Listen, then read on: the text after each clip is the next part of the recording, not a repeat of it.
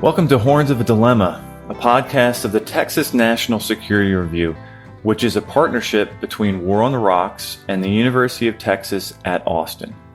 My name is Rick Landgraf, and I'm the managing editor of TNSR. I'm joined by three guests today. The first is Taylor Fravel. He is the author and Ruth Sloan Professor of Political Science and Director of the Security Studies Program at the Massachusetts Institute of Technology. Taylor, welcome to the pod. Thank you. We also have George Gilboy. He is an executive at a global energy firm and a research affiliate at the MIT Center for International Studies. George, thanks for joining us today. Thanks very much, Rick. Happy to be here. And lastly, Eric Heginbotham. He is a principal research scientist at the MIT Center for International Studies and is co-director of the Wargaming Lab at the MIT Security Studies Program. Eric, welcome to Horns of a Dilemma. Thanks, Rick. Pleasure to be here. Today, we are going to talk about your recent article entitled Estimating China's Defense Spending, How to Get It Wrong and Right. Taylor, I'd like to start with you. Can you please summarize the argument of your piece? Sure. Thanks very much, Rick. It's a real pleasure to be here.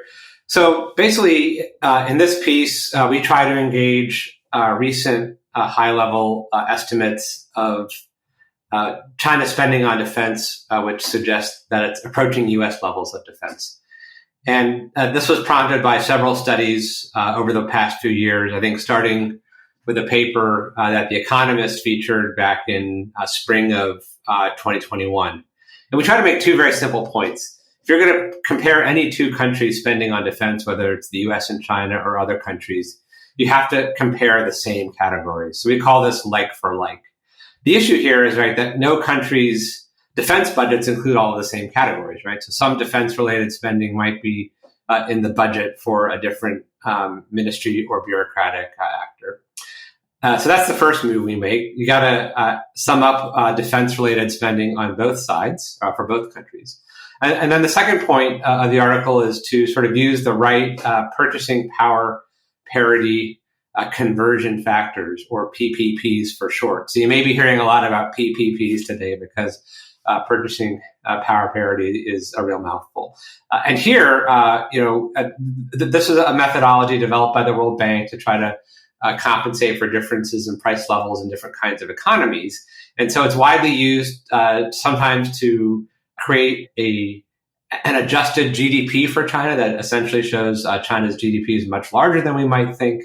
And so what we want to do in the article is say, hey, this is a complicated methodology. If you are going to use it, right, you have to sort of use it very carefully and use it very precisely, right? And so we sort of delve into more detail that I'm sure we'll discuss about which kinds of PPP conversion factors should be used when we're talking about a country's defense-related spending, right? Because what you might use for labor on the one hand is not necessarily the same factor that you would use for high-end, sophisticated, industrialized equipment or machinery like weapons platforms. So in a nutshell, that's a summary of what we were trying to do. And then we wanted to apply that methodology to China, come up with a figure. And so we estimate in the article that China spends around $471 billion on defense-related items, in contrast to about 1.3 trillion for the United States. Again, that 1.3 trillion is higher than the published U.S. defense budget because there are defense-related items that lie outside the DoD's budget, in the same way that there are defense-related items that lie outside of China's official defense budget. Thanks. George, I want to turn to you now and ask you about studies that have come before yours. And Taylor mentioned an Economist piece from a few years back. How in what ways did they get it wrong? And how are you building on those previous studies? Of course, people have been looking at Chinese defense spending for a long time. I'm going to take it even further back, Rick, from those recent articles that Taylor just mentioned and say, going way back into the 1990s, research institutions such as the Stockholm International Peace Research Institute or the IISS were looking at Chinese defense spending. Of course, the U.S. Department of Defense was looking at Chinese military power and trying to estimate China's economic resources for defense beginning in the early 2000s. And, many of these studies run up against difficulties in how, as Taylor mentioned, how to figure out what to include. There's a strong indication that the official budget doesn't cover everything. And so knowing what to include and then how to adjust the currency, most Chinese defense spending is happening in Chinese currency. How do you convert that to an international US dollar and still account for price level differences in the economies and how to account for development levels in the economies. In some of those early studies, quickly picked up on this PPP methodology and tried to use it as a multiplier, say that according to the PPP currency conversion, China's actual purchasing power might be 3 or 4 times what was indicated by the market exchange rate. Those kind of studies, again, by some of the institutions that I just mentioned, that's a flawed approach because it's using a single blanket economy-wide PPP conversion to apply to many different types of defense spending. Maybe it's personnel, maybe training and operations, maybe equipment. There was a landmark study done by RAND in 2005 by Evan Medeiros, Roger Crane, and others. And that actually tried to use a lot more Chinese source level material, tried to account for different categories and so on. That was a really important study that tried to break things down a little bit more precisely. Eric Heginbotham and I did something in 2012 where we actually did some advancements, particularly on the PPP side, in a book that we did together. And we actually compared China and India in terms of their defense spending using this kind of methodology. Most recently, I think that what caught our attention is, as Taylor said, there's some research that's come out of the University of Western Australia. Also, some research done by Beltway research institutions such as Heritage and AEI. They have updated some of these approaches with a particular focus on the impact of differences in wage levels. And that has then translated into a lot of coverage in popular media, including Washington Post, Bloomberg, The Economist, and so on. And sort of snowballing one upon the other, some of these high-end estimates and the quotes and attention that it's getting in both policy circles and in the media caught our attention, and we thought it was worth returning to this topic and giving it a little bit more of a rigorous examination than what's been appearing in the last couple of years. Eric, I want to turn to you now. Why has it been so challenging to get at a like-to-like comparison when comparing U.S. defense spending and Chinese defense spending, for example? Well, it is a difficult and complex issue. So it's not at all simple. I think, George's summary of the history was quite, good and comprehensive. I think he left out some adjectives probably in that accounting. So, he's right. There was a lot of experimentation early on with uses of PPP, but those organizations that he mentioned early on, the CIPRI and IISS and parts of the U.S. government, they initially, or back in I believe in the 90s, were using some sorts of PPPs and abandoned that since it tended to produce really exaggerated estimates of the impact of Chinese spending or its effective spending. So they gave up on those efforts. They still accounted for what some people call off-budget items, or trying to capture a uniform set of categories. What are some examples of off-budget items? So again, going back to what Taylor said, there are no two countries on earth that define military spending in the same way. That's sort of a bureaucratic category, right? The U.S. has DoD spending, it has defense spending. So there are a lot of categories that are oftentimes, depending on the country, left out. Those can include military pensions, which is a very large budget in most countries. Those can include parts of spending on nuclear programs. Those can include spending on intelligence, whether you want to include all intelligence or military portions only of intelligence within that. But, would you include, for example, in the U.S. case, CIA spending? That's not part of the Pentagon's budget. Would you include the NSA, which has an enormous budget and enormous manpower, enormous facilities? So intelligence is another huge question mark.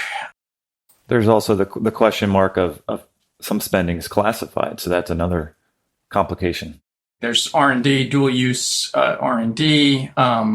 In the Chinese case, oftentimes there's a big debate about whether to include paramilitary forces and what paramilitary forces are good for, and whether or not there are categories that, if you wouldn't call them paramilitary in the case of the United States, whether in the interests of maintaining sort of, an equal standard, whether you might include those. So in the Chinese case, there's the People's Armed Police, which is largely concerned with maintaining domestic stability and order, but is, a heavily equipped force that includes a lot of armored vehicles. I'm sure artillery as well. It's capable of engaging in combat. In the U.S. case and the Chinese case, you have the Coast Guard, right? So, there are different ways of thinking about this. You can sort of pick an arbitrary set of categories, or you can sort of tailor a budget and think about which parts of, quote unquote military spending or potential military spending are really most appropriate or most germane to the types of scenarios that you're talking about. So there are a lot of different ways of thinking about this, and I think it's that complexity that presents people with this huge menu of options. And then, quite frankly, interested parties sometimes get involved and pick very selectively from, which categories they would like to pursue and whether or not they're going to be even-handed in applying them. George, you got something to add? I think, Eric has given it a really good go. The summary is that one reason that it's been hard to come up with a comparison is because not everyone can always agree on what's included or what to include.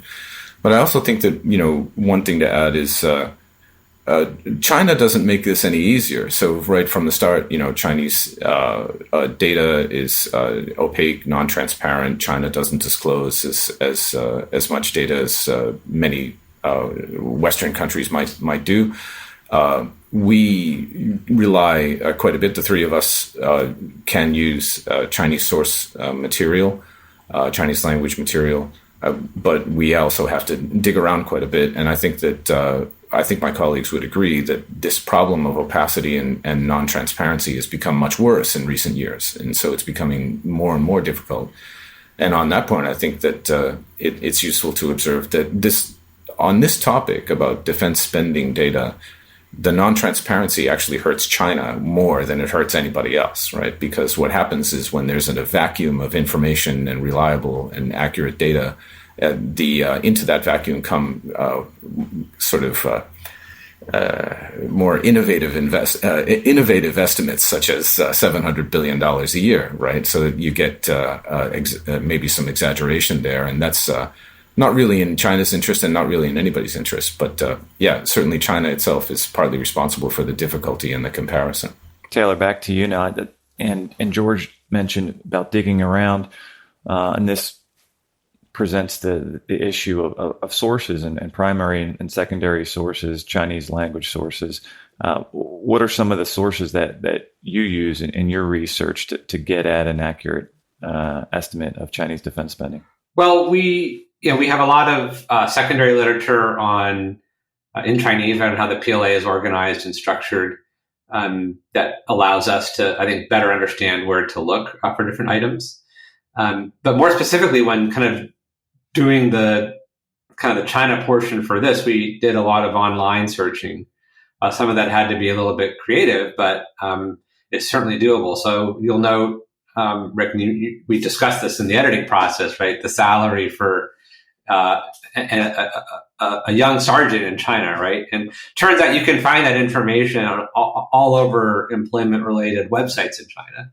And then you can even find it on websites of local governments that are involved in military recruiting. And so not only are we looking in Chinese, but we're looking at about 4 or 5 different kinds of sources and not relying on any one to come up with what we think a reasonable monthly salary is for that soldier in China. And so I think that footnote itself has like 4 sources, right? Just to say, look, right, this is a little tricky, and there are a little bit of difference in what who is reporting what kind of numbers. But when we look at the authoritativeness of some of these sources, and we look at the way in which it's pretty uniform. And by the way, right, this is such a local level internet information. There's no higher level incentive to say, okay, we're going to really fool anyone looking for a sergeant's monthly salary and have this coordinated campaign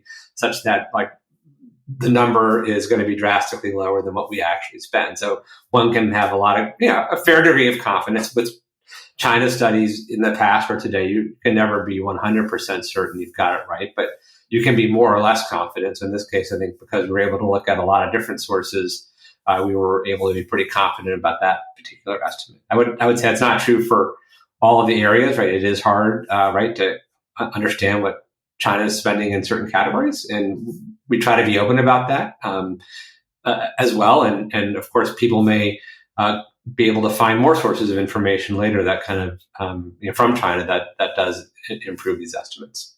Thanks, Eric. I want to turn to you now and ask. This is a recent article just gone up on the TNSR site just in the past month. But so far, what kind of reaction has it received? So 2 sorts of reactions. The first has been on Twitter by folks who were involved either directly or tangentially in creating those $700 billion estimates, or the estimates that said that Chinese spending was approaching U.S. levels. And can you clarify that the $700 billion estimate, where did that come from? Rick, that is a fantastic question. No one quite knows. We have internal debates about where it might have come from, right? But what report or what source are you citing with that figure? Senator Sullivan referred to being in a classified meeting in which a $700 billion figure was discussed. And then that gets cited. What we have found in this literature more generally, though, is that there's a lot of self-referential citation. So then this has subsequently been cited as a quote-unquote intelligence figure, right? A classified government intelligence figure. Saying that a $700 billion figure was discussed in a classified meeting, however, does not in any way, shape, or form mean that that is an intelligence estimate. It is conceivable that that's the case. I am highly dubious of that, however. It is much more likely that that was, a figure mentioned that may have, for example, been a sort of a linear extrapolation of earlier very high estimates by AEI and I think Heritage Foundation. In other words, a multiplier, I think a 2.6 times multiplier that Heritage had arrived at through, I think, what have to be described as highly dubious means. And then, I think they had derived that back in the 2019 timeframe and then had sort of applied that same multiplier to 2023 figures, something like that. Since then, AEI has done a separate sort of accounting to try to, I think, replicate that figure, to try to figure out how one might derive a $700 billion figure. And we can talk about how they did that. But again, I think they employed means that were rejected a long time ago by organizations that have spent a lot of time on this issue and put in a lot of serious study on it. So, for example, they used a theoretically derived labor figure to inflate or to find a creative exchange rate on personnel costs. And we can discuss, how that was derived, but in any case, highly inflated, much higher than even labor exchange rates within the World Bank's PPP methodology. certainly far higher than actual military wage rates that we found for the PLA. And then on top of that, they applied a general economy-wide PPP inflator for other parts of the defense budget. And this is something we haven't really gotten into in the podcast. I'll let my colleagues discuss this in more detail. But once you start applying sector-level PPP multipliers or exchange rates to other parts of the budget that don't involve wage-intensive industries or products or wages themselves, then in certain cases, for example, in the area of equipment, PPP, the World Bank's PPP figures suggest that China gets less than the market exchange rate would suggest for things like equipment, right? And significantly less than the market exchange rate would suggest, 50% less. Taylor, go ahead. Yeah, thanks, Rick. I'll let George handle the intricacies of PPPs because he's our... Well, both George and Eric are much more expert on that element than I am, but I wanted to add one piece of color to the $700 billion figure, right? So this comes out of a statement by Senator Sullivan, summer 2023. And in fall 2023, the U.S., the DoD military power report on China does not include this number. So if it is an intelligence estimate, it's not making its way into that report. And then more recently, right, the worldwide threat assessments coming out of the highest levels of the intelligence community also do not include this number, which again raises questions about what might have been discussed that would lead someone to report on that number in the first place. But it does not appear, at least from this vantage point, right, to be a consensus within the U.S. intelligence community that is then making its way into very authoritative reports that would sort of bolster confidence about the consensus attached to this particular figure. Thanks. George, can you, for a layperson, can you explain the PPP adjustment and the differences in the importance of the sector level PPP versus an economy-wide PPP? I'll give it a shot, Rick, but I do actually think that this issue, as you say, can we explain it for the lay audience? In some way, I think that, some of these estimates and the estimators are hiding behind complex methodology, right, which doesn't get a lot of examination. And because it goes unchallenged, and because there seems to be a lot of numbers and equations, it maybe gets a little bit more credibility than it ought to. After all, what you put into the equation determines what comes out of it. Before I jump over to the PPP side, let me just add one more layer on the topic that we were just talking about, which is, how do you get to 700 billion? And we are in this, and I think rightly so, we're going to talk a lot about PPP. But it's two steps, and that's what our paper is about. Both steps are required to get it wrong. And so what people have been doing is first, either including a lot of categories of spending for China that they don't include for the United States, and or estimating categories of spending for China in an exaggerated way. One popular topic in this area is, say, for example, civil military fusion or R&D spending that's not included in the general budget. So the problem I think about some of these 700 billion figures is you can probably add up a few things and a few numbers to try to get to 700 billion. The question is that reasonable, and what does that compare to on the U.S. side? Probably some of these numbers that get to 700 billion are really being quite, I would just say, generous, let's say, in their estimate of what China is spending on a category like, say, defense-related R&D. Now, I rattled on there for a second, but let me do my best on PPP. I'm going to try to take it in a couple of bites. The first is just going and saying, what is it, right?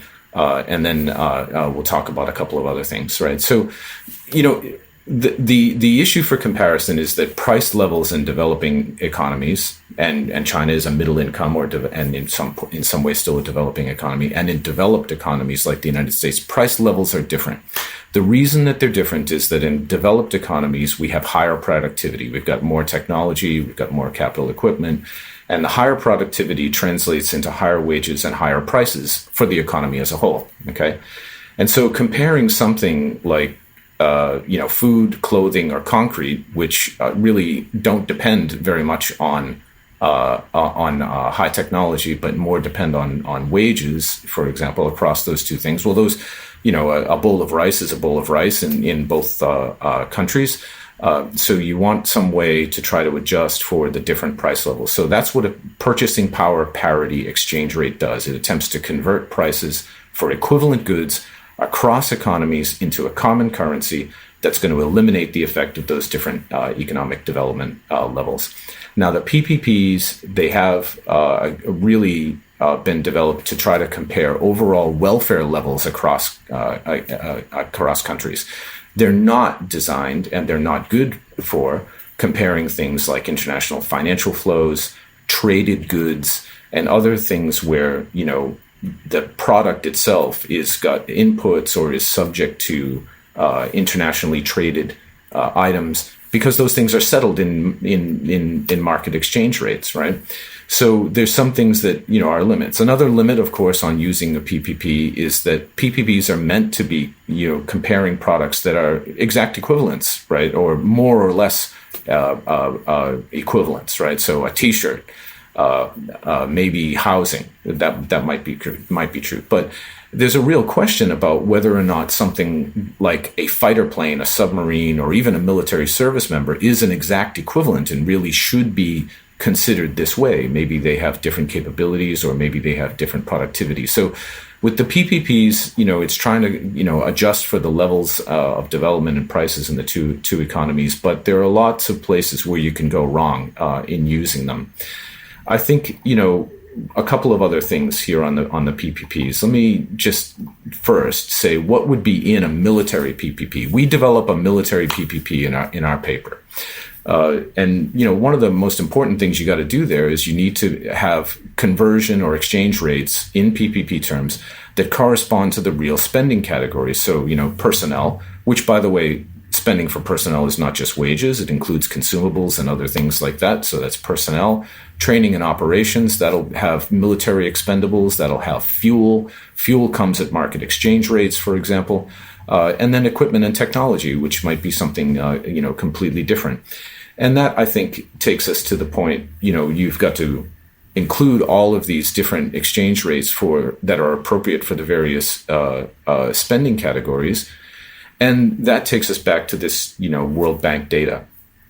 And the World Bank data is collected periodically in price surveys, field surveys done in the countries, and they collect prices for a lot of different kinds of things: housing, healthcare, transportation, communications, equipment and technology, food, etc., and so on.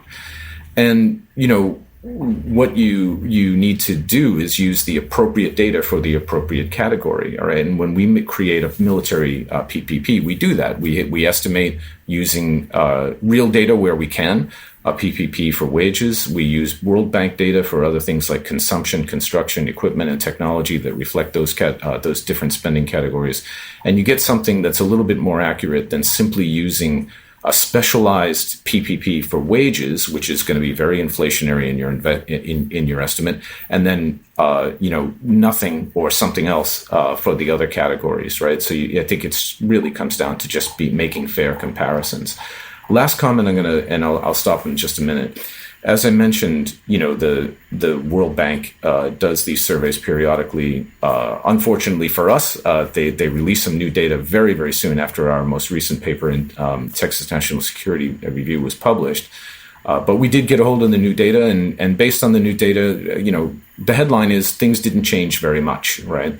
In the Texas National Security Review, we estimated that China's defense spending in 2024 would be $471 billion using the similar categories and appropriate PPP method. Now with the new data, $474 billion for 2024. At the, I think, highest level, the new data also shows that China continues to integrate with the global economy, and PPPs are becoming slightly less relevant over time, as China becomes more and more integrated. The areas where China's relative purchasing power increased in the new data set are things like healthcare, construction, transportation, and communication. But some of the areas in the new PPP data, if you looked at things that you would want for a higher tech military force, well, actually China's relative purchasing power eroded in areas like consumption, education, and and technology and equipment. So I think, the summary point here for the PPP stuff is that it's complicated and subject to errors and subject to making a bunch of assumptions that could really reflect individual biases. The way to go is to try to use real data. Probably the way to go is to use the market exchange rate because it's less susceptible to errors and manipulation, and the most lethal capabilities are high tech, which really depend on inputs that are available only through trade, which is settled at market exchange rates. But if you're going to use PPP, we want to try to use an appropriate and consistent methodology. Finally, Taylor, I want to turn to you, but also give both Eric and George an opportunity to comment. George talked about the new World Bank data that came out just very soon after the article was finished, and we included that in an addendum. I know you updated your online appendix that accompanied the article. But I got two questions here. First, is there anything you would change about this piece? And secondly, now that you've written this piece, what are some areas of future research in Chinese defense spending?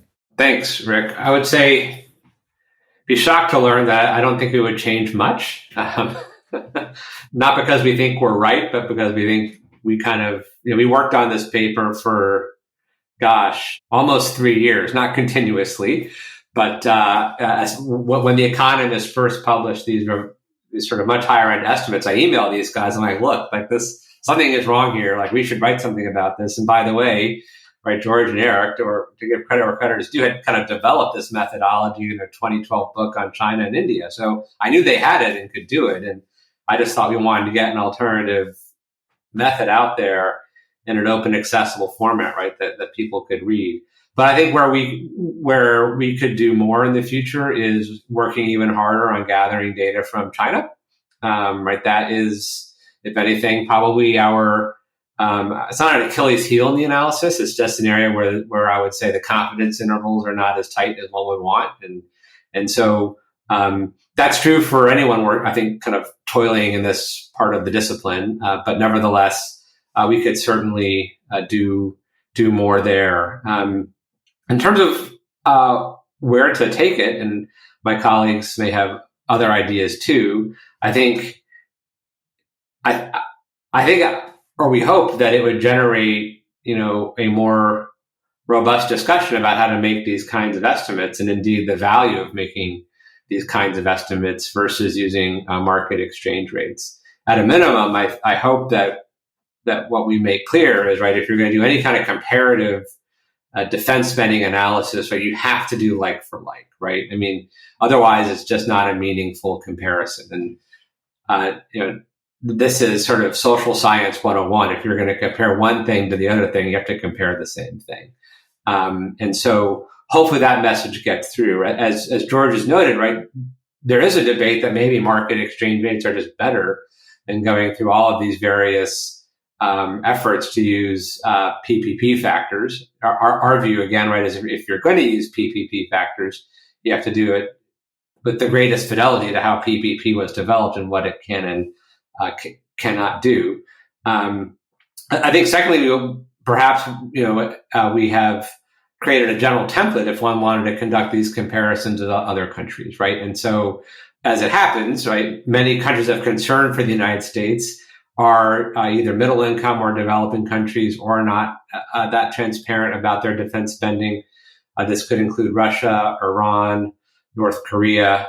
I recently heard a new acronym, or I guess it's not that new, but it's, what is it? CRINKS, China, Russia, Iran, North Korea, which is meant to sort of be the new axis of evil, I suppose, which we should not go there. But these are, because I don't think they're as unified as that acronym suggests. But nevertheless, right, these are all countries with which the U.S. has serious potential for crises or conflicts in the future. And so better understanding their defense spending is also important, especially in a relative context. And so perhaps we have developed an approach here, right, that could be used by those who have the ability to dive into Russian spending or Iranian spending or North Korean spending and come up with the same.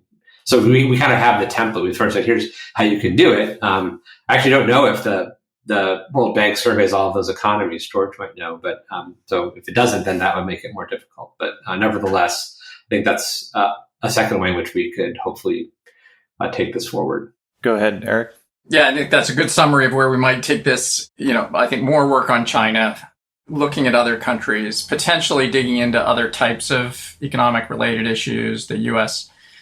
the defense industrial base is an issue. It's got a somewhat different set of questions attached to it. I don't want to go into any detail on that. It's a problem for the United States. There are potentially solutions, but in any case, that's an economic area where we might want to do additional work.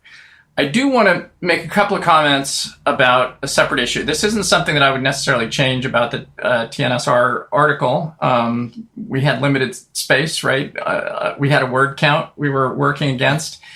But, in viewing the critique in Twitter and having shared a stage before with the authors of some of these other works that suggest that Chinese spending is approaching U.S. levels, part of their response is, well, what does it matter how much China spends? It's the capabilities that matter. This is the inputs versus outputs argument, right? And then sort of somewhat separately, some will say, and I think, I'll leave it up to others to look at those tweets and see whether you can read this between the lines. But I have heard more explicitly in private conversations, people say, yeah, well, it's important to sort of mobilize the U.S. public. We need to do more to confront China, et cetera, et cetera. So we need to present the magnitude of the threat. So you can put sort of those two comments together and you've got a certain type of critique. I think our response to that is, yes, capabilities absolutely matter. Separately, we've spent huge amounts of time tackling that subject. So Taylor's written a book on Chinese military strategy. I wrote a book back in the day at RAND on net assessment. As part of the Wargaming Lab at MIT, we ran 24 iterations of a Taiwan invasion scenario. We've run 15 additional iterations with sort of a nuclear overlay this year. So yes, absolutely. Capability is really important, right? You might ask the other side, if the budget numbers don't matter, why they came up with this estimate, right? In the first place. Why did they suggest that Chinese spending was approaching U.S. levels? So I think our position would be, if you're going to talk about spending or anything else or the capabilities, you want to get it right for a whole lot of reasons. First of all, it affects our understanding of the military balance, which is, important for understanding deterrence and how we need to get deterrence right. It's also, by extension, important to U.S. grand strategy.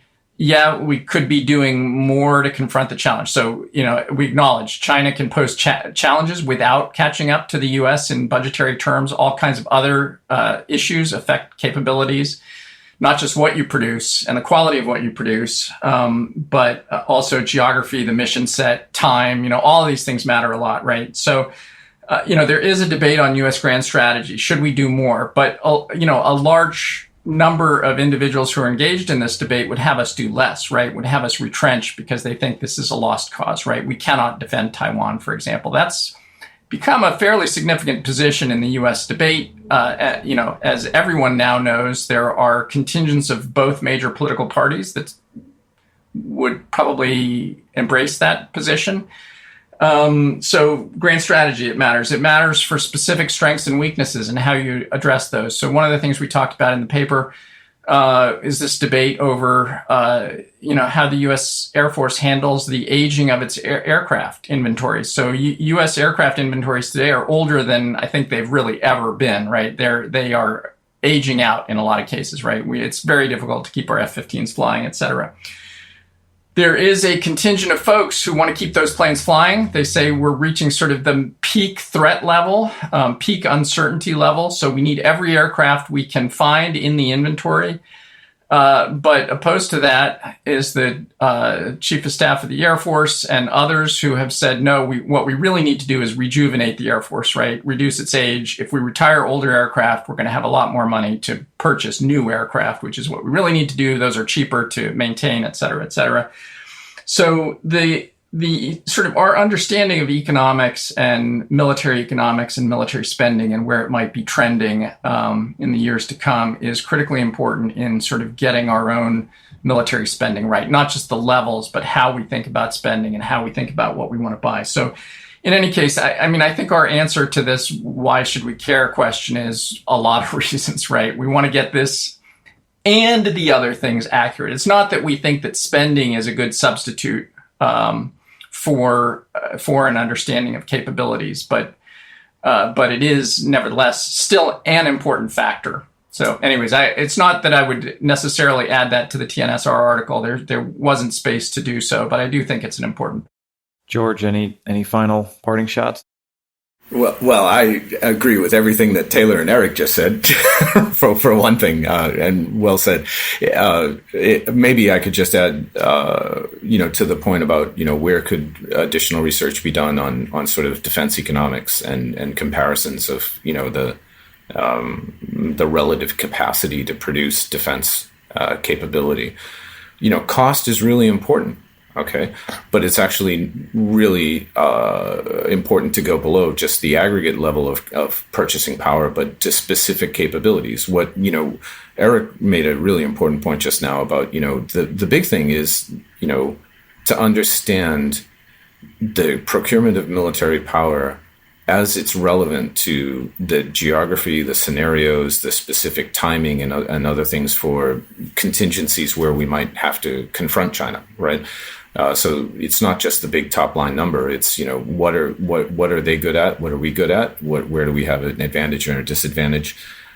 Cost is not the only thing. Eric also alluded to this a little bit. There's manufacturing capacity and capability, scalability. Those things are also important considerations.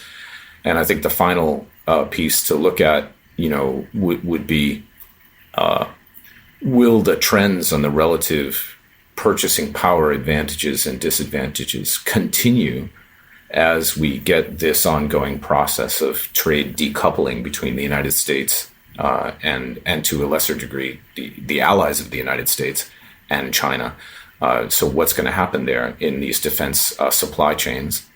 And are those defense supply chains themselves subject to the exertion of influence by either the Chinese or us, through sanctions, through economic and technology sanctions, right? So that's all a key, question that goes into the ability of either side to actually produce military power for the scenarios that really count. Okay, we're going to have to leave it there. Taylor, George, and Eric, thank you so much for being on the show today. Really enjoyed the conversation.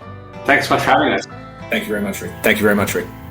Thank you for listening to this episode of Horns of a Dilemma. Do not forget to read the Texas National Security Review, which you can find at tnsr.org.